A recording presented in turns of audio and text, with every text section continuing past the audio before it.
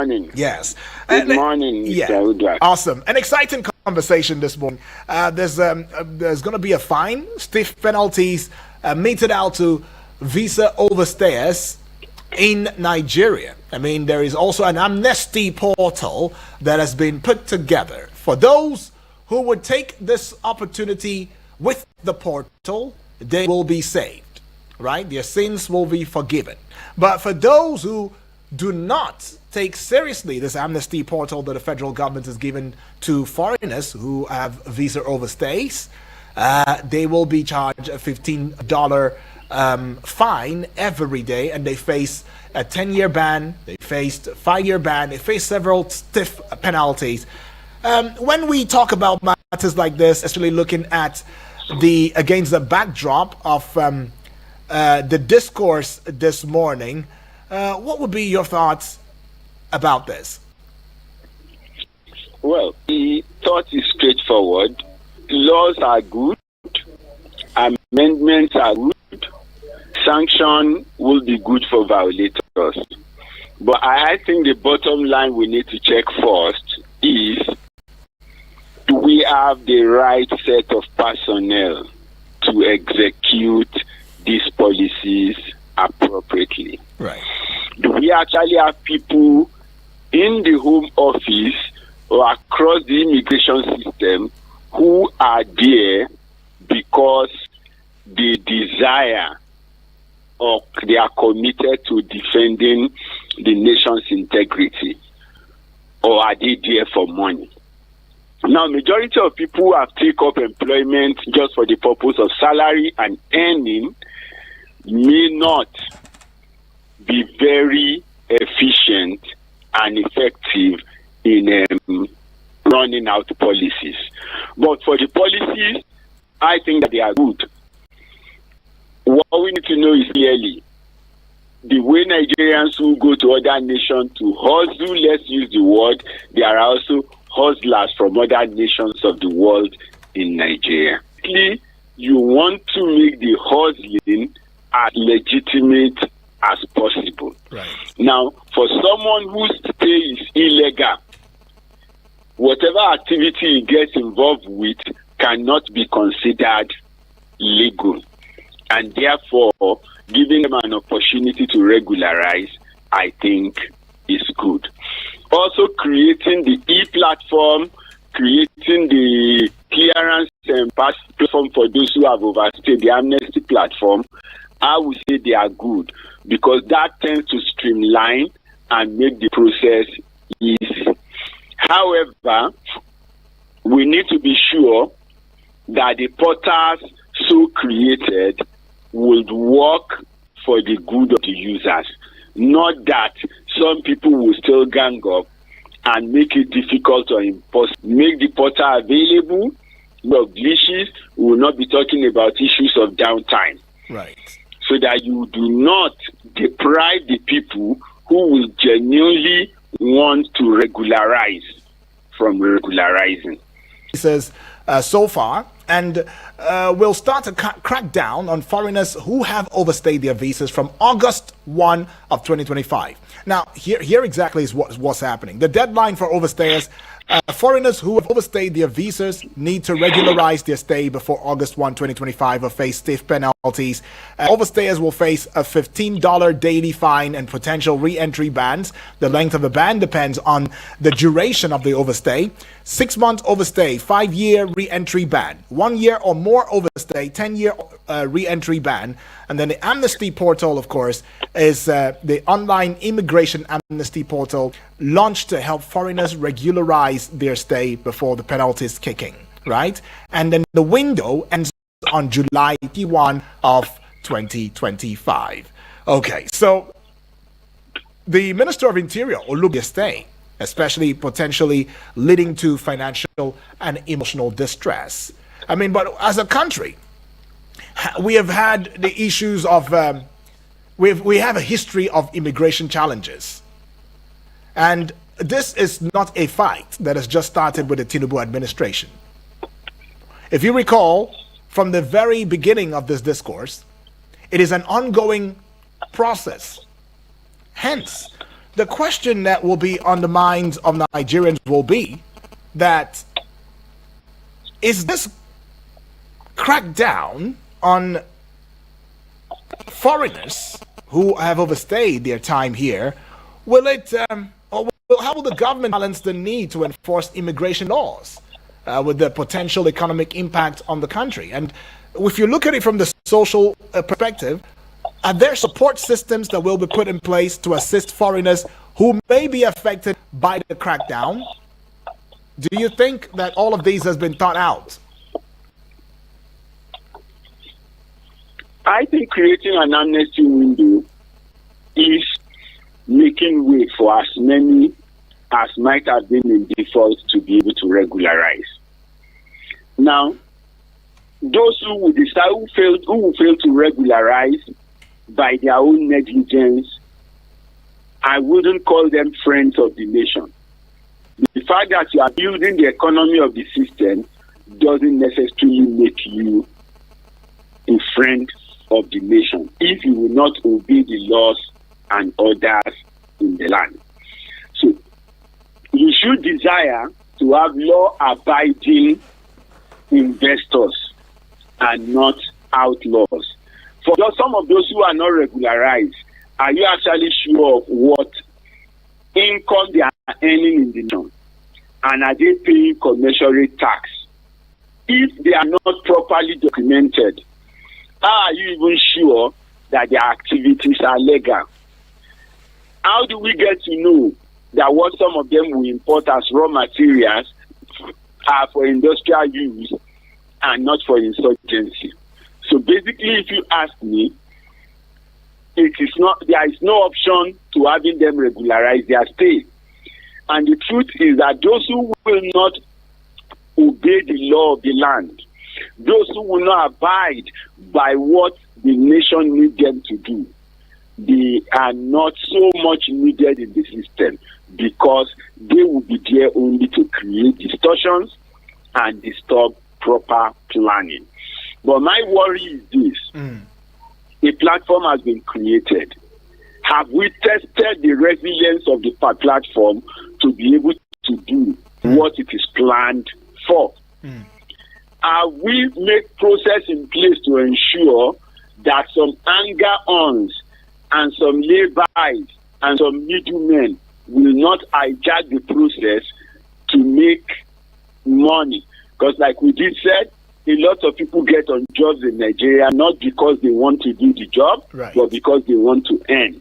And so once there is an opportunity or a window for earning, they will do everything to retain and to sustain the window. The fight against the illegal state did not start now. Yeah. Long ago, I used to know there are a group of policemen and immigration officers who form cliques. All they do is to harass foreigners, then confirm if their papers are valid. If their papers are not valid, they do some measure of extortion and the rest. So it's not like it is new. But if we are now streamlining it, then there should be checks and balances in place to ensure that officials are not abusing the process and that the process is not cumbered with bottlenecks that will prevent it from being effective. Any sane person should not be opposed to regularizing his stay in a nation or an environment where he or she may find himself. Okay, but let's just sweep through the implications. But just before I swept through the implications, I mean, Mr. Benedict, Nigerians are asking that, hey, is this what we are supposed to put up with? Handling this very serious issue with kid gloves when we are supposed to indeed talk about strengthening our borders and ensuring that we made sure that those who just step in country from outside the shores of Nigeria illegally are being stopped even before they entered the country, and that we have a collective data responsibility to capture every foreigner who has also come into this country legally to ensure when their time is due to leave. That these are the things we should be focusing on, and rather we are talking about creating an amnesty portal for these ones to align themselves. You see, in chemistry, when there are a number of possible chemical reactions, right? Yeah. The natural cause is that the chemical reaction that requires the least energy is the one that will take place first, right? Okay. Now, we have various options. Go around the street pursuing the illegal migrants, right? Mm-hmm. But the question would be, do we have enough personnel in the police and in the immigration service to do that? I don't think so. So relying on them voluntarily to up record and their status, I think, is a good option. Now, when you know that many have updated, you can now wait for those who did not so that they face the sanction.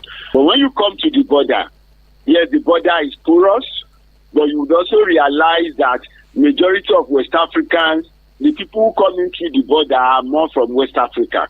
They don't need visa to stay in Nigeria. We only need to document them that they are within the country. That's the point. I don't know if you get that. Yeah, that's the point. So if you are therefore talking about the land borders, the people concerned about these issues, majority of them came in by air, not by land, because they are not West African citizens. Now, on the porous border, the military has suggested fencing and a few other things. I think that the military is right. Border with Niger and Benin and Cameroon, I don't think is as wide as the border between Pakistan and Afghanistan. So if they have done that, I think even India and China has some measure of fencing between the two nations. So if we need to do some form of fencing across the perimeter of the nation, I think that should be planned for and should be done in stages. That way we can ensure who is coming into the country and ensure that they are properly documented. West African people, yes, they don't need visa, but they should go through documentation. Okay, let me come in there. So if West African, nationals, they don't need visa to come into the country, does this mean that they cannot be caught up with an overstay? Okay, does this mean that when they come to Nigeria, they can just stay for the rest of their lives? Well, if they choose to, they can, but you have to document them to know that they are here. That's the point. Right? That's where we are. Now, there are Nigerians in Cote d'Ivoire who has been there for more than 40 years and who possibly died and get buried there, who don't even ever come here. I think as of today, the only country in West Africa that requires West Africans coming into their country to show the date of exit is Liberia. Especially if you are going to work in the country, they want to see your papers that show this is the day you come in and this is the day you plan to exit. And if you are doing a long stay, that documentation would also state that. But I think in most of the other West African countries, you are documented into the country, and when you are leaving, you are documented out. Now, whether these databases are properly monitored or managed is a different scenario. But for people you will say have overstayed visa, they obviously are not from the West African environment, because West African people don't need visas. So if you are talking about the land border, those are the people most affected. Because of the truth, foreign nationals are also well managed in places like Togo. Yeah. So it means that you can't come from Germany and live in Togo and sneak out of their country to come and maybe enter Nigeria as a West African citizen. I'm not also sure that many people will want to follow that route. So what we're saying basically is, if the portal is strengthened so that it can serve the purpose for which it has been created, and then let there be an oversight to ensure that some people are not sabotaging the process for their own personal benefits. You are going to see when they say book for visa online, even for some foreign embassy in Nigeria. You go online forever and there is no slot. And then there are some people hanging around who can sell you the time because some malpractices have happened at the back end. So what we say then is we need to be sure that this process is transparent. We need to be sure that the process is clean. We need to be sure that people won't get to the portal and they will realize the portal is down or the portal is overcrowded or they are not able to submit their record. And we should also expect that it will not be a case where after 1 or 2 weeks, it will be only you going to certain agents to use their own network or service before you can access the system. The system should be made accessible. The system should be, there should be continuous testing and validation to ensure that people who come to the system can get the services that they have been promised. And like we said, penalty for overstay, well and good. If you know you are overstaying and you don't want to regularize and you don't want the penalty, you can as well also take your investment away. Because the truth is, there are some things that we think that they think they are important, but the reality is that they are creating distortion.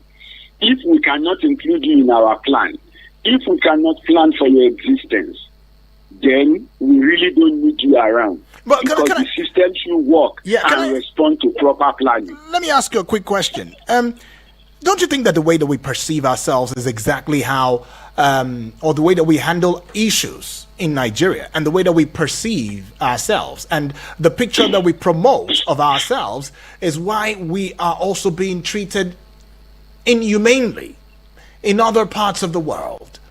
I didn't want to go into this, but I just want to touch a little bit.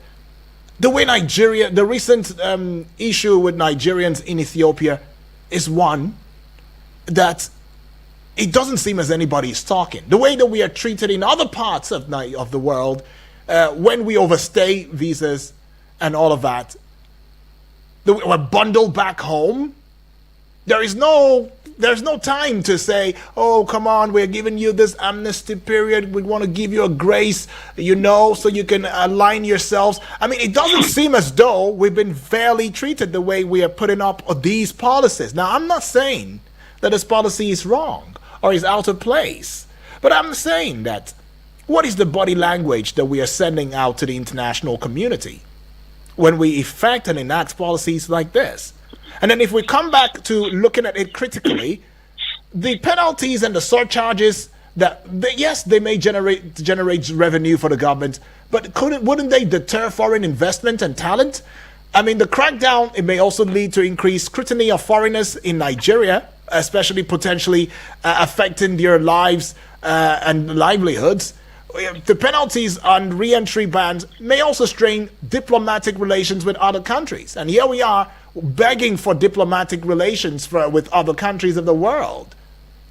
So how is this going to come to pass? This is the way you need to look at it. Yeah.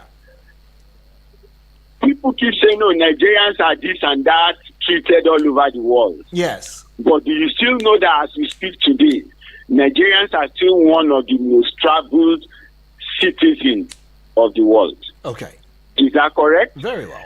Now, when you do the right thing, wherever you go, even if there are some layer of misconception, it will eventually be cleared because you are in the clear, you are not in the wrong.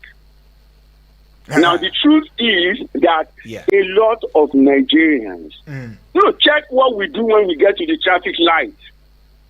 What do we do on the road? Do people still throw out trash from their car on the streets of Abuja? Don't you think it's because the system is wrong itself? Because if you go outside the shores of that, you don't even do that because you are seeing a system, a leadership that's working. So you just align. How do you go beyond that?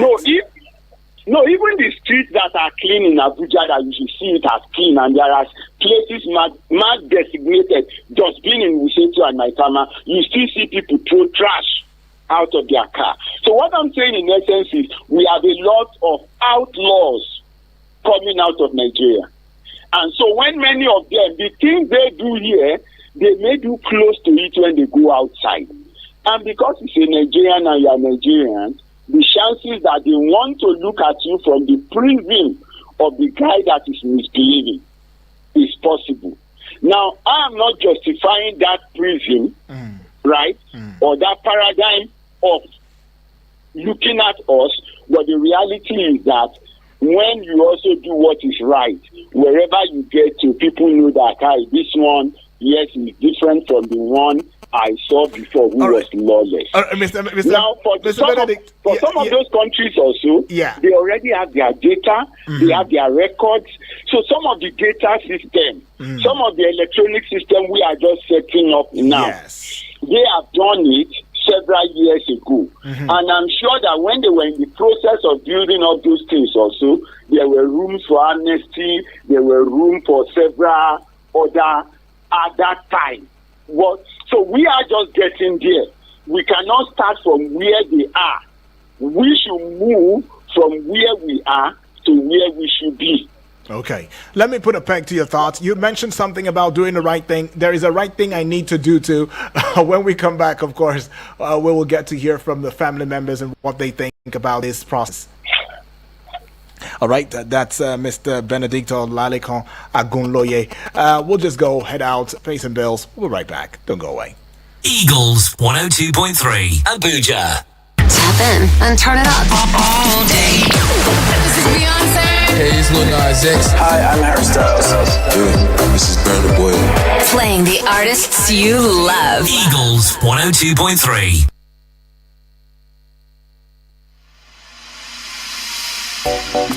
Oh yeah, now logistics. Oh yeah, now logistics. 1, 2, 3. You want all that food? Oh yeah, now. Straight to your doorstep. We dey come. One pick up something. Oh yeah, now. Or drop off something. We dey come. Maybe you need that for shopping. Oh yeah, now. Direct from your favorite. We dey come. You want order your cooking gas. Oh yeah, now. Direct to your doorstep. We dey come. We dey run massive discount. Oh yeah, now. Just place your order now. We dey come. We dey run free delivery when you order. Oh yeah now. Hurry now and download Oya Now app on the Google Play Store or Apple Store. You can also visit us at www.oyanow.ng or call us on 080-8410-1000 or 081-2355-40 available in Lagos and Abuja. We are now with the call.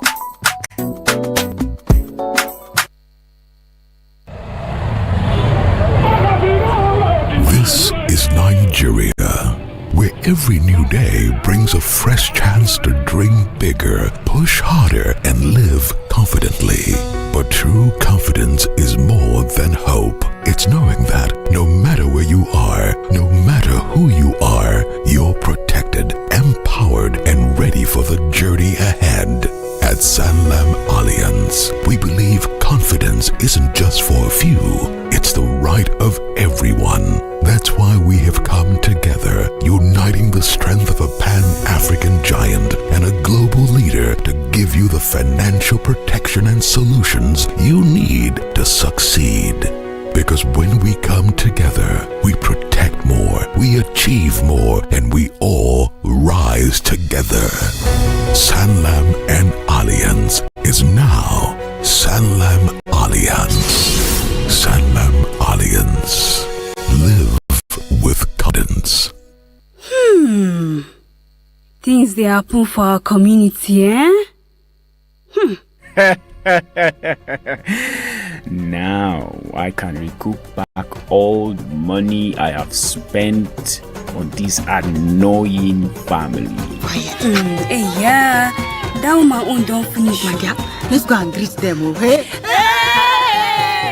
Join Media Coalition and Awareness to hold trafficking, MICAs, on I Wish I Knew radio drama and program every Saturday at 10 a.m. on Eagles 102.3 FM Abuja. Join us human trafficking out of our society. I Wish I Knew radio drama and program is brought to you by Mikas and funded by the Ministry of Foreign Affairs of Denmark.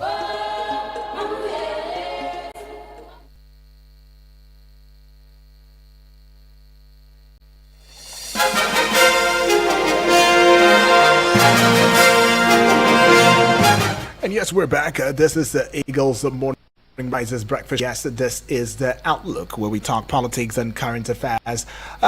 We have looked into, or we are looking into, the stiff penalties, or the penalties that the federal government has put in over foreigners who have overstayed their visas in Nigeria, and as well as the part where they have opened an amnesty portal where foreigners could indeed, who have overstayed, can use that portal to salvage or redeem, themselves, and those who fail to comply will be held accountable. $15 per day, right? And a 5-year ban, a 10-year ban.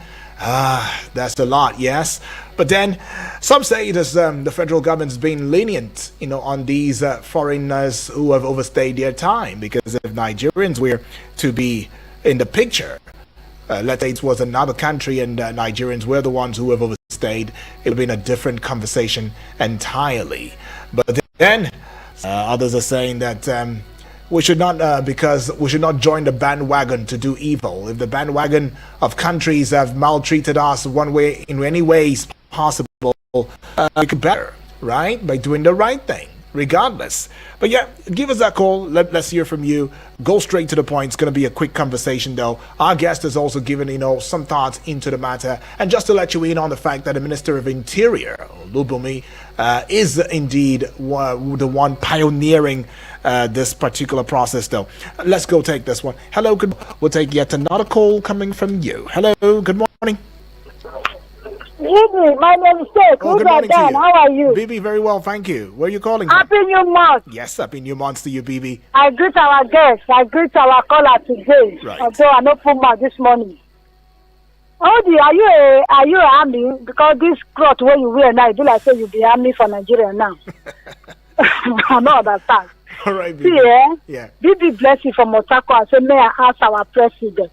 May I ask our governor? Because why other people they are maltreating Nigeria like this?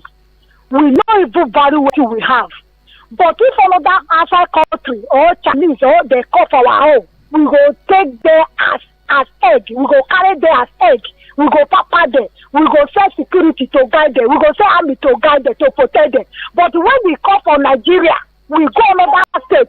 They go maltreat us like we are animal. We are not an animal because our president no value what he gets for Nigeria. Okay, if they ban them, they say because of their visa expire. What of our president, our senate, whether they go abroad, go take care of themselves? Who go ban them?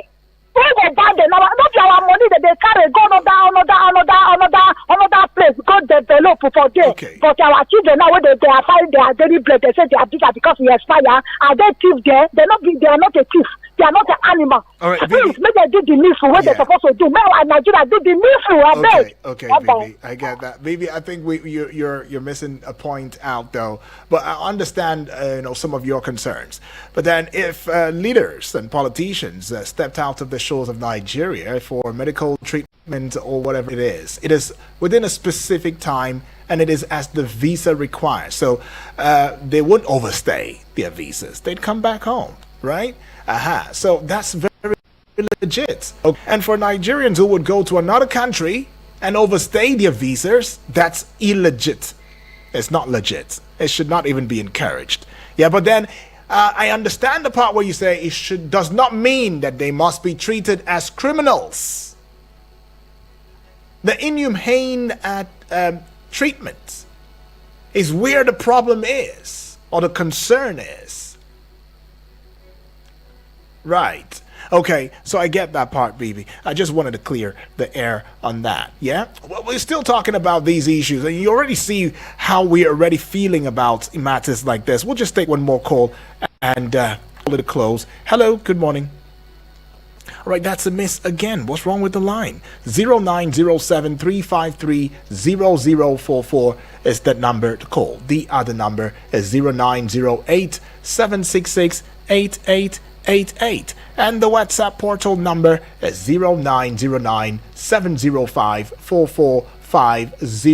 Okay, so I think James, yes, I see a message from James on here, and right here, let's go take it. James from Suleja says, in a country where undocumented migration is largely responsible for the stupendous insecurity in the nation, the country is more interested in revalidating the documented ones. This is simply another drive to generate money. That's all the government is more interested in. Anyone who is issued a visa has been documented at the point of entry, whether the person eventually overstays or not. Why should there be a different portal when they were documented at the point of entry? Why do we need to make things look like it's rocket science? What database records and validates? What database records validates these visas at the point of entry? Ordinarily, shouldn't any visa that expires be flagged in the same system that documents them as soon as they enter? Why can't we do these things like this, like it's done in other climes? It's just about more money, and more money. That's what the government is interested in. All right, that's what the government is interested in. Well, all right, James, I hear you. Hello, good morning. Good morning. Yes, Elder Onaja from Cuba. Straight to the point. Good morning. Straight to the point. What's your thoughts? The law is good, but I want to ask. Yeah, the security expert. You see, 95% of insecurity in Nigeria, we contribute to foreign from West Africa here. You know, the journalists, you know, all the problem of insecurity in Nigeria caused by people from West Africa here. Government did not look to that place. Most of the foreigners, when they are talking about it, they contribute to the economy of Nigeria. No foreigners from European countries come and stay for Nigeria here and cause problems to Nigeria here. They are casting them, they make that law for them. Those people entering to Nigeria, causing problems, killing our women, killing our children, this and this.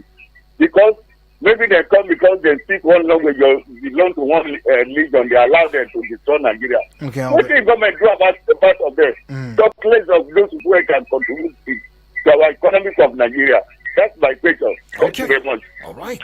Thank you so much, Elder Onaja, right there. All right. This is where we pull the plug on this very segment of the Morning Rise Breakfast Show.